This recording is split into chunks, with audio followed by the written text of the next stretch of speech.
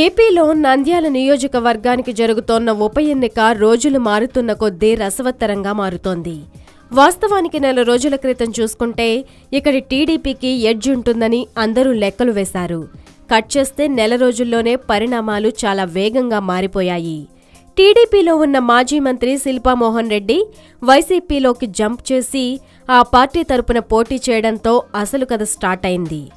ఇక్కడ భూమా అన్న కొడుకు బ్రహ్మానందరెడ్డి టీడీపీ అభ్యర్థిగా బరిలో ఉన్నారు. బ్రహ్మానందరెడ్డి ఎప్పుడూ భూమా వెనకే ఉన్నారు.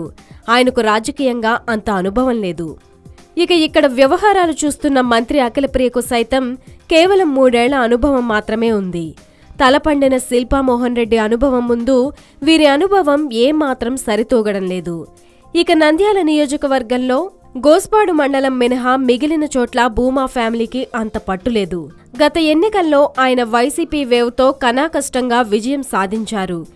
ఇప్పుడు టీడీపీకి భూమా సానుభూతి తప్ప ఇక్కడ మిగిలిన అనుకూల అంశాలు చాలా తక్కువగానే కనబడుతున్నాయి. ఇక్కడ వైసీపీ అభ్యర్థిగా ఉన్న శిల్పాకు నంద్యాలలో అణువణువు గ్రిప్పుంది.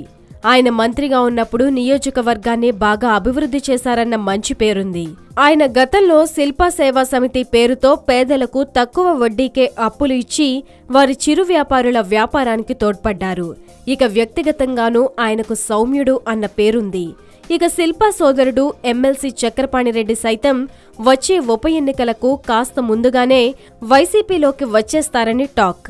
అదే జరిగితే శిల్పాకు మరింత ప్లస్ అవుతుంది. భూమా బ్రహ్మానందరెడ్డి మంత్రి అఖిలప్రియ అనుభవలేమితో చేసే పొరపాట్లు కూడా టీడీపీకి ప్రతిబంధకంగా ఉన్నాయి. భూమాకు నియోజకవర్గంలో రైట్ హ్యాండ్ గా ఉన్న ఏవి సుబ్బారెడ్డితో అఖిలప్రియకు పొసగడం లేదు. సుబ్బారెడ్డి నంద్యాలలో మంచి పట్టున్న వ్యక్తి. ఆయన్ను అఖిలప్రియ పక్కన పెట్టడంతో ఆయన పార్టీ మారేందుకు కూడా రెడీ అయ్యారు. చివరకు ఈ ఇష్యూను సరిదిద్దడానికి చంద్రబాబే రంగంలోకి దిగాల్సొచ్చింది. నంద్యాల ఉప ఎన్నికకు సీనియర్ నాయకులైన కేఈ ప్రభాకర్ను చంద్రబాబు ఇన్ఛార్జిగా నియమించారు. ఆయన నియోజకవర్గ నాయకులు కార్యకర్తలతో నిర్వహించిన సమావేశానికి అఖిలప్రియ బ్రహ్మానందరెడ్డి ఇద్దరూ డుమ్మా కొట్టారు. ఇది కూడా టీడీపీ శ్రేణుల్లో అయోమయానికి కారణంగా కనిపిస్తోంది. ఏదేమైనా సమన్వయంతో ముందుకు వెళ్లకపోతే నంద్యాలలో టీడీపీ గెలుపు అంత సులువు కాదన్నది స్పష్టంగా కనిపిస్తోంది.